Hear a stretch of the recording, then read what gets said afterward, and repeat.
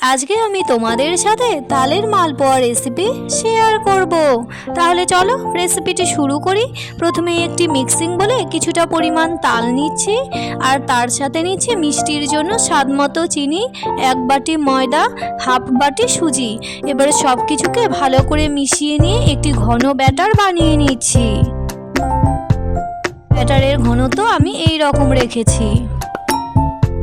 তারপরে কড়াতে সাদা তেল ভালো মতো গরম করে গ্যাসের ওভেনটিকে লোতে রেখে 1 হাতা করে ব্যাটার আমি দিয়ে দিচ্ছি। মালপোয়ার একদিক ভাজা হয়ে গেলে মালপোয়াগুলিকে উল্টে মালপোয়ার অপর দিকও লালচে করে ভেজে তুলে নিচ্ছি। একইভাবে বাকি মালপোয়াগুলো আমি ভেজে নিয়েছি। তাহলে বন্ধুরা, আমার আজকের এই রেসিপি তোমাদের কেমন লাগলো অবশ্যই কমেন্ট করে জানিও। ভালো লাগলে লাইক আর শেয়ার করতে কিন্তু ভুলে যেও না। আজকের মতো এই পর্যন্তই, আসছি, টাটা।